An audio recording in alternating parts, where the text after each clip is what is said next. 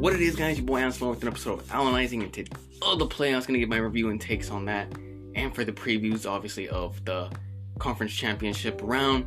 Then we're gonna get into the coachings. All right, 6 of the 8 coaches vacancies that have happened, 6 of them have been hired. So we'll see. All right, give my opinions on takes on who's been hired and just the overall, the whole thing about it. Let's start off with the first game on Saturday. That was Baltimore versus the Texans.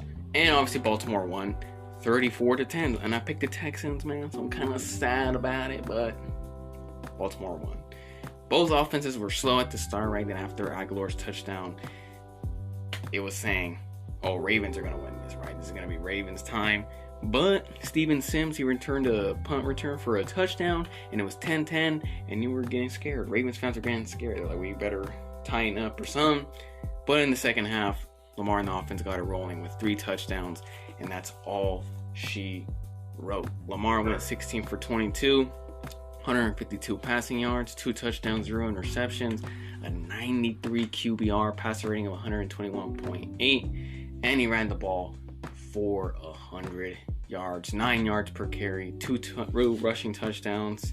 When a QB runs on you for 100, you're basically done. Okay, the Ravens defense was on fire. They didn't have any sacks, but they had pressures. They had 5 QB hits. They were making CJ Stroud uncomfortable, throwing some early balls, or they were inaccurate. And they shut down Houston's run game, just 38 yards overall on the ground. When you have that with a rookie quarterback, doesn't mix well. But CJ Stroud, he played okay. I wouldn't say he played horrible. He didn't play spectacular either. So he played okay. 19 for 33, 175 yards, 0 touchdowns, 0 interceptions, and a QBR of 53. Had a passer rating of 72.2. Houston's offense struggled because the O-line had at least 5 of the 11 overall penalties that they had as a team. Most of them were false starts, and I think the Baltimore crowd played a huge part in that. It was so much noise. They couldn't communicate with CJ. They had no idea what was going on. And when you're in an away crowd and you're the away team, right? And you're going these 2nd and longs and 3rd and longs, you're going to lose the game. That's what's going to happen. So, shout out to the Ravens team. Texans defense, they were good in the first half and they just got ran over in the second half. I think Christian Harris deserves a shout out though, because he was all over the field in the first half. He had like 7 total tackles. One key play I remember he made was against Lamar. Lamar was in the backfield. It was just 1-on-1, and if he jukes Christian Harris, he's having at least 20+ yard gain. But Christian Harris stops him right there. So I was like, oh, and a 1-on-1 versus Lamar, usually you're losing, but he won. So shout out, bro. Good season for Houston. All right, they played above expectations. But it was Baltimore, right? They ran into Baltimore. They continue what was expected, and they go to the AFC Championship. Lamar's first AFC Championship. On Saturday, the second game happened, bro. The Niners beat the Packers 24-21. It was a crazy game. As a Niner fan, I was sweating. I was panicking. I was shitting my pants in this one because obviously it was a close game. It was back and forth, and it came down to the last 3 drives, right? Packers' first to last drive. It was the missed field goal by Anders Carlson to make it 24-17 if he makes that, right? To make it 24-17. But instead, he misses it, so the score stays 21-17. That was a big topic of the game. I remember Matt LaFleur saying that, like, he prays. I remember the broadcaster said he prays that just every time Anders Carlson goes out there, he makes the kick. He just hoped that he makes it. He didn't make this one. It was a whole big deal saying he doesn't believe in his kicker or whatnot. But yeah, it was just funny to me. But, I mean, yeah, man. It's hard. Rookie kickers, you don't know what you're going to get from them. But the Niners drive, okay, that was Brock Purdy's drive. He was playing mediocre the whole game. I wouldn't say trash, but he's playing mediocre the whole game. In this drive, he came up big. He went 6 for 7. Only 1 incompletion. 47 yards passing. Game-winning drive with no Debo. Passes that stood out on this drive for me was the Ayuk 10-yard grab on a 3rd and 5 and Chris Conley's catch for 17 yards. Ayuk catch, it saved the drive. It was under pressure. Brock delivered a great ball. And to Conley, who gets no credit. And also to the Conley one, he delivered a great ball in this. It was on an out route on 17 yards. He passed it to Conley for 17. He passed it to Conley, who gets no playing time. It was just a great throw by Brock. And then obviously Christian McCaffrey, who run it in to score. I thought we left too much time at first. I was saying, Packers have a minute left with 3 timeouts. They have a lot of time to go up the field. And I was nervous. I was getting nervous. But obviously in the last drive of the game, Jordan Love, he scrambles to his right and throws across his body to the middle of the field. Obviously a sin you're not supposed to do, but it was a prayer throw to Dre Greenlaw, who picks it off and runs around. I don't know why he was running around. He said after the game because he was trying to get a pick 6 and he kind of blacked out, but you gotta fall in that situation. But anyways, he did, and that sealed the game. I don't know what Love was thinking on that pass, to be honest, because no one was really in the vicinity. I guess the closest player was Christian Watson, but he was behind Dre Greenlaw and Fred Warner, so I don't know what he was looking at. They had 2 timeouts left. You don't know, so he didn't have to make that throw. He could have thrown out of bounds, but I don't know. He has to call. I don't know if they had a press conference. They asked him about it and see what he thought about it, but I haven't seen it. I didn't see it. No idea what he was thinking of that. But I don't care because it works, obviously, in my favor. Jordan Love, he ended the game 21-34, 194 passing yards, 2 touchdowns, 2 interceptions, 44.5 QBR, passer rating of 72.9. First half, in my opinion, I think he was dicing. He was doing pretty good, but he started to fall off towards the end of the third quarter and after. Aaron Jones tore us apart, had 108 yards with 6 yards per carry. I was wrong about that. I was saying we were going to stop him because we have stopped him in the past, but he ran on us this time. Green Bay's defense, they had 1 sack, 6 QB hits, but they did a pretty good job this game for the first 3 quarters for making our offense make explosive plays, right? It was just a Kittle touchdown, CMC touchdown. In the fourth quarter, we had that drive on them, but I think they actually did pretty good the whole game. Brock Purdy went for 23, 29, 252 yards, 1 touchdown, 0 interceptions, 61.8 QBR, and a passer rating of 86.7 with the game-winning drive. Now, obviously, like I was saying, he played mediocre the whole game. But that last drive, man, and why I bring that up, because this has been a big topic of discussion this whole week of Purdy this, Purdy that. He does it, whatever. He doesn't use he's only good because of his weapons. He's not good enough. I see him compared like, well, whatever, right?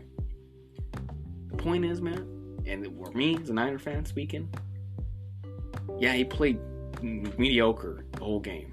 But what really matters, bro, is that in the last drive of the game, when we needed him to go score, he pulled it off. Everything from the beginning, it didn't matter, because in the final drive is when he put up his pants and said, I'm going to get this dub. And he did. So we got to give him credit for that. Yes, his weapons, whatever. If he was that bad, he could have messed it up. Debo wasn't in the game. But he led us to the game-winning drive from a comeback. You got to give him his credit. Now, CMC, he ran for 98 yards, 6 yards per carry. He was obviously a big deal and part of that. He had 2 touchdowns. Kittle had 4 receptions, 81 yards, and a touchdown. And I want to shout out Juwan Jennings. He stepped up for real, big time with Debo out. He had 5 catches, 61 yards. Key play was like on a 3rd and 10, I think it was in the 4th quarter. He caught it between 2 Green Bay defenders. Great catch, set us up. The Niners defense stood their ground a lot, all right? Obviously, they made the game-winning play by Dre, and obviously it was pick 6. And Warner, I think Dre Greenlaw and Warner were the standouts. Our pass rush hasn't been the same this year. We got 48 sacks. We should have more. To be honest, because I think we really underperformed this game. They had no sacks, barely any pressure, 6 QB hits, 5 were from Nicky Bosa. Okay, 5 of them were from him. So he did a pretty good job. He didn't sack the quarterback, right? And he got held a lot. But that's an excuse we shouldn't make, because I was talking about that about Micah Parsons. He gets held a lot. No more excuses. One of the best pass rushers. You got to go after him.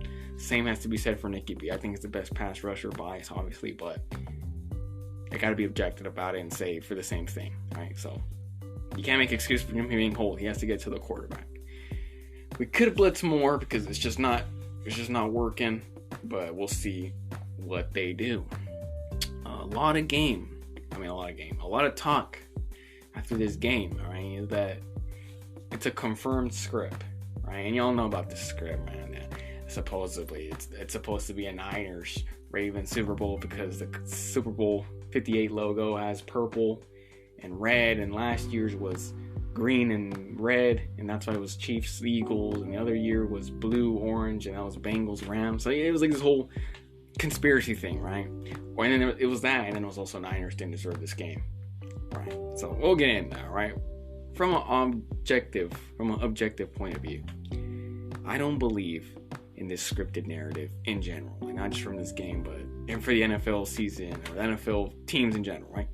Because players, for this to happen, the players, the coaches, the teams, they would have to be involved in this thing. All of them would have to be in it for these plays to occur, for these things to occur, right? And I don't think that Carolina 2-15 Carolina Panthers are in on, yeah, guys, let's be terrible out there. Let's be 2-15. I don't think they're in on that. Okay, so when it comes to scripted, no. But rigging's different from scripting. Because rigging, a ref can just make a one call, can make a certain call that would just help the other team win or help one lose. And it's that simple. Like, only the refs got to be on it, which makes a lot of sense. You could rig games, but you can't script games. And even if you want to say they rigged this game, it's not for the Niners, because we had more penalties than the Green Bay. We had 6 penalties and Green Bay had 1. And all the plays that happened in this game, the NFL can't script that. Carlson missing the field goal by inches, the rain, Brock Purdy making these great throws, Jordan Love making a great throw. I forget what it was like. I don't know. He just showed his arm, and it was like a sideline throw, and he showed how great of an arm he is. But you cannot script that. Maybe Love's interception, the second one. Maybe you can script that, but it was that bad. But come on, man, it's not scripted. Maybe rigged, but it's not scripted. Now, from a Niner fan perspective, I don't give a fuck if it was scripted or I don't give a fuck if we're not deserving, dude. Because did we play well? Hell no, we didn't, right? We did not play well at all. But at the end of the day, the Niners made more big plays. They made the necessary plays to win the football game that the Packers didn't. That's it. That's simple. That's football. Countless games has this happened. Countless games have happened in the NFL where the least deserving team wins. And it will continue to happen. This is not just football, it's just sports. A dub is a dub, and we move on. Okay? Don't be jealous because your team's not as good. Don't be jealous. It is what it is. We won. We made the necessary plays to win, and we did. We made the stop. Brock Purdy did the drive, did the game-winning drive, and we made the necessary stop. And that's how he won. End of discussion. I thought we were going to choke, that we were going to blow it. For sure, I thought we were. And Debo's injury really scared me. I was like, let's see if he plays, but they stopped at the crucial time. And what happened. Literally, I thought on the Aaron Jones run and then the special team, I think it was a kickoff return, I was like, man, we're actually going to lose this game. But we showed resilience and we won. So shout out, man. Shout out the team. That's the Niners, man. And I hope we do great. And now we go against the Lions in the NFC Championship game. The Lions who beat the Bucs 31-23. The game started off slow. It was like 10-10 at halftime. The Bucs were keeping it close to the fourth quarter when Goff and the offense scored on back-to-back drives that made it 31-17, and that sealed the deal for them. Mike Evans got a late touchdown that scared everyone in Ford Field for a bit, but then Derek Barnes obviously picked off Baker, and that ended the game. Jared Goff ended 30-43, 287 yards, 2 touchdowns, 0 interceptions, 65 QBR, passer rating of 103.5, and their total run game for the Lions was 114 yards, 2 touchdowns, and the Jahmyr Gibbs rushing touchdown that started the separation between the two teams. Amon-Ra St. Brown, he was 8 catches, 77 yards, 1 touchdown.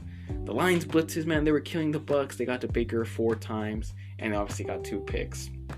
C.J. Gardner-Johnson one, and obviously the Derek Barnes one. Not the defensive backs, though. They're not good. They're not good. Baker, we'll tell him right now.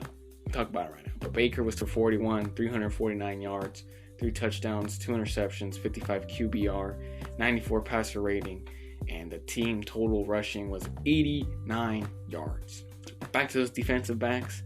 Mike Evans was killing them, bro. They're the Achilles heel of the Lions.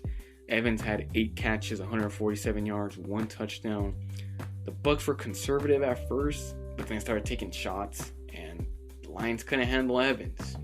They couldn't handle him. Bucs defense, I think they stood their ground, like the whole defense for 3 quarters. Like not just the defense, but also like the offense for 3 quarters. But like I predicted, Lions are just a better team, and they pulled away in the end. On Sunday, right, the later game, Kansas City beat the Bills 27-24. It was a great game. Back in fourth game. The defenses were getting shredded the first 3 quarters. Like both offenses were going up and down the field. The defense couldn't make a stop. Pat Mahomes was 17-23, 215 yards, 2 touchdowns, 0 interceptions, 91 QBR, and a passer rating of 131, 146 rushing yards for the team. 97 yards for Pacheco. He had 7 yards per carry, 1 touchdown. He was running all over the Bills defense as they were severely depleted at linebacker. Andy Reid, right? They attacked that spot. They attacked linebacker position in the run and in the pass. As in the pass, Kelsey had 5 receptions, 75 yards, 2 touchdowns. Buffalo's defense had no pressure on Mahomes, right? They try to blitz him sometimes, but he's statistically the best quarterback versus the blitz. They had 0 sacks and only 2 QB hits. I mean, they literally, bro, like 146 yards, bro. Like they just ran over that linebacker spot. And Kelsey was working his way in the middle since they had no linebackers. But Josh Allen, he was 26 for 39, 186 passing yards, 1 touchdown, 0 interceptions, 65 QBR. Passer rating of 86.1, and he had 72 yards rushing with 2 touchdowns, as James Cook had 61 yards, and as a team they ran for 182 yards. And Josh Allen was the leading rusher. Now Josh Allen, like Brock Purdy, was a big topic of discussion, but for the opposite reason. Most people, I don't want to say everybody, because some people were killing him too, but most people were saying, oh, Josh Allen, he played great. It's just that last few plays, but he played great this game. He did everything to try to do was wield his team to victory. Now, I agree with that. But he missed a few plays. He missed Stephon Diggs on a 2nd and 9 at KC's 26 on the last drive. I thought he should have got him to kill more clock, but he went to Shakir for the game winner. But he missed him, right? Like, Chris Jones had a big part of it. He pushed the offensive lineman. I think it was Deion Dawkins to Josh Allen, so it kind of made him hesitate and miss the throw. But you gotta make that throw. You gotta make that throw where Khalil Shakir can catch that. And then on the next play on 3rd and 9, he missed Kincaid, which led to the missed field goal by Tyler Bass. It was also not just his fault. It was Diggs' fault, who dropped a lot of passes. One of them was a long pass. You gotta make those plays. You have to make those plays, and that's the only criticism I have for Josh. Most people say he played like trash. He did not play like trash, but he just couldn't make those last plays. Josh Allen and Brock Purdy had, how do you describe that? They had opposite games. Yeah, they had opposite games. But it was so funny because they're so similar yet so different. And where Brock Purdy played mediocre the first 3 quarters, but in the game-winning drive when he had it, he made the necessary plays to win. And Josh Allen played great the whole game, but then when he needed to make the necessary plays to win, he didn't make them.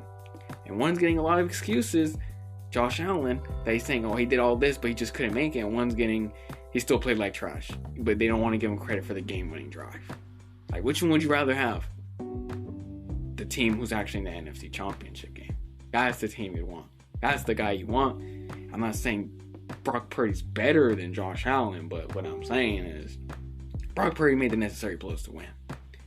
You got to give him credit for it. Got to give him credit for it. That's what I've been hearing, man. Okay, Josh, got to make those plays at the end.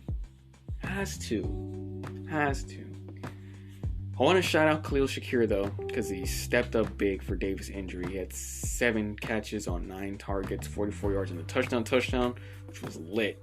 It was a great throw by Josh Allen and a great catch by Shakir. Kansas City's defense, they also had 0 sacks in this game, but they got ran over 182 yards. The Bills' O-line was moving them. I've never seen anything like that on the Chiefs, on a D-line with Chris Jones in it. I've never seen that. And I think it's gonna be a problem for them in the next game versus the Ravens, right? The number 1 Ravens versus the number 3 seeded Chiefs in the AFC Championship game. Baltimore's favored by 4, and I'm picking the Ravens because it's gonna be in Baltimore. And like I was talking about, the run game. Buffalo ran over Kansas City, bro. Now imagine what Baltimore's gonna do. Baltimore, the number 1 running attack in the league. They're going to exploit that. They're going to see this on tape and they're going to be like, we have the guys to move this Casey. If Casey doesn't fix their stuff right now, Baltimore's just going to run all over them. And the way you can't stop Lamar and the running backs, they don't get their shit together, they're going to get exposed. And you ain't want that. So we'll start on that point. I'm picking the Ravens. And then KC, they have been improving on offense, right? Kelsey looks in form again. But that Ravens defense, as we've seen, is the creme de la creme. They have one of the best, for my opinion, might be biased, but second best linebacker duo in Patrick Queen and Roquan Smith. They're not KC, all right? They're not Buffalo. Kansas City is not going to attack that middle like they did with the Bills, because they have those 2 guys who you don't want to go up the middle on that. And they have versatile DBs that could cover, not cover him, but they could do a double team. Travis Kelce, we got Kyle Hamilton, Geno Stone, Brandon Stevens, Marlon Humphreys if he's healthy, bruh. So those 2 linebackers are going to make a big difference. And I think the Ravens, Ravens just have the advantage on both sides, in my opinion. But Casey's a good team, so they're not going to blow them out. So I got the Ravens 28-24. In the NFC Championship game, number 1 seeded Niners versus the 3 seeded Lions. The Niners are favored by 7, but I'm picking us because it's in San Fran and Levi's. Well, not San Fran. It's in San Jose, Santa Clara, but we're in Levi's, right? And Lions scare me, bro. Lions scare me, no doubt. And I was saying this since before the playoffs. I was saying it. I was saying they scare me more than the Cowboys and the Eagles. And I was right, because look where the Dallas and the Eagles are at, and look where the Lions are at. So I was right to say that. They scare me. And why they scare me? Obviously because they're good, but they're playing with house money, bro. House money. Yes, obviously they want to win the Super Bowl because obviously you do. That's just how NFL teams work. And I seen Dan Campbell saying we got 2 more games to go and whatever. But they didn't even expect, no one expected them to be here. They didn't even expect themselves. They were happy with a playoff game. We just won a playoff game. We're on top of the world. And now the players want more, obviously, because they see it. But if they were to lose, are they going to say we had a bad season? No, they lose to us. They're just like, obviously you want to go to the Super Bowl, obviously you want an opportunity, but hey, now we had a great season. They might be down for a bit, but then they're gonna be happy because they're the Lions. That's what happens. They're the Lions. So they're playing with house money, bro. Us, on the other hand, the Niners, we've been to 4 of the last 5 NFC Championship games, bro. There's huge pressure on us to progress, not just to progress to the Super Bowl, but to win it. To win it, not just be there, to win it. And it's fair pressure. I ain't saying it's unfair criticism. It's not. It's not. We're a good team. We're a great team. Now it's time to show it. Now it's time to win. Now it's time to present the hardware. Time is now to win. So we better. There's a lot of pressure on us. We gotta go out there and execute. everyone except the faithful wants the Lions to win, because they're America's team, which is fine. That's Lions are a likable team. Like, I like Dan Campbell, I like their team. They're full underdogs. It's Detroit. Finally a good story for Detroit. I ain't hating, but I like us. Obviously the bias is speaking because I'm a Niner fan, but we need to win, bro. We need to win this Super Bowl, man. Like, we have to. We just have to. But football strategy, let's get on to that. Football tactician. Lions defensive backs are their weakness, like I was talking about. They couldn't cover Evans at all. If we get Debo back, I mean, even if it's 80% or whatever, we get him back as a decoy with Ayuk, with George Kittle, with Juwan Jennings. We can exploit them. Ayuk's route running ability over the top, we can exploit them, bro. And I think that's what Kyle Shanahan's going to do. Now, their run D is great. They're like top 2, so CMC will have his hands full. So we're still going to force to run the ball. Christian McCaffrey's going to get his. But if we get the run game going, right, and they have to sit in the box, but we're going to exploit them defensive backs. So let's get the run game early. Now, on the other side, Lions O-line is one of, or not the best in the game, but they have injuries right now. Ragnow's questionable. Jonah Jackson's not. He's expected to miss the game because he had surgery. The time is now for our pass rush to show up, because they haven't. They need to show up in this game. They gotta get it going. Nick Bosa has to get it going. Chase Young has to get it going. Javon Hargrave has to get it going. Armstead has to get it going. They gotta turn it up here. I think we're gonna blitz, and if we, first off, we're gonna go just 4 pass rush yards. 4 pass rushers, because that's how we play. But for now, we're gonna bring the blitz. But I don't want to bring the blitz. We gotta bring our 4 pass rushers to go out there and get it done. They have to show up here. They gotta turn up here, and I think they will. I think we progress. Super Bowl. I think we're gonna press the Super Bowl 30-23. Come on, give me Niners, man. Please, man. Please. But now let's get into the coaching hires, right? Falcons, they hired Raheem Morris, obviously DC of the Rams. They hired him today, our time recording, January 25th. And I'm surprised. Because I thought it was going to be Bill Belichick, to be honest. We'll get into it right now, but Raheem, I think, is good. Obviously, he's a good hire. Obviously, defensive coordinator of the Rams. I think what he did with the defense this year is pretty good. You got Aaron Donald, and the way the defense was attacking everything, his philosophy probably goes with the Falcons. So we'll see what they do. But I thought it was going to be Belichick, to be honest. All the interviews they've had with him, and I thought it was just going to be his job. Now, supposedly reports have come out saying that Arthur Blank didn't hire him because he thought he would have friction with the front office. They wouldn't collaborate well. Maybe so, maybe not, but I thought it was going to be Belichick's job, to be honest. But to go with Raheem Morris. The Panthers, he was an offensive coordinator for the Bucs on the same date. Now, I'm surprised about it because he came out of nowhere, and it's not like the Bucs had a great year, and the offense wasn't, had a great year. They were 9-8, but looking into it, he did a pretty good job with Baker. After Baker last year, remember, he was on like 3 different teams. He was on the Panthers, the Rams. I think that's it. He was on 2 different teams. And he goes on the Bucs, and he has one of his best years. So I think that's, Panthers noticed that. They did notice that because remember, they had him on their own team. They're like, this guy's trash. I don't like him. And they see this coach do a good job with him. They're like, oh yeah, he's got to be a good coach. So maybe I just realized that's messed up, bro. But maybe that's what they did. They just realized he was a good coach. He's like, he turned Baker around. Why can't he turn our franchise around? But I'm still surprised about it because it came out of nowhere when you got other candidates available. But let's see. Let's see if David Tepper has patience with Coach Canales. The Chargers, they hired Jim Harbaugh, obviously former Michigan head coach. He was hired on January 24th, and this one was expected, bro. You already knew this was going to happen. Called it. I was like, bro, the perfect pairing for Justin Herbert. Got a quarterback guru, knows what he's doing, knows how to coach a team, knows how to make a team.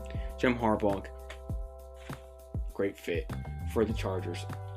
Chargers going to the playoffs next year. For sure, confirmed. They might make a big playoff run. Book it. The Titans that hired Brian Callahan. He was the former offensive coordinator for the Bengals, and it was on January 22nd. I'm also shocked in this one because this guy came out of nowhere. Like, obviously, he's the offensive coordinator for the Bengals. Maybe he got the job because supposedly he has something to do with Joe Burrow's development. Like, he deserves credit for that, supposedly.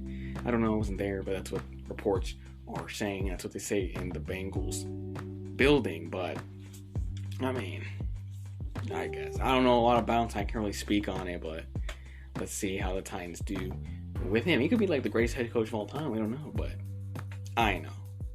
The Raiders, they hired Antonio Pierce. He was obviously the interim. They hired him on January 19. I mean, it was also expected, bro. Like, just the way the team loved him. Max Crosby literally threatened to demand a trade if they didn't hire him. Like, the team loves him.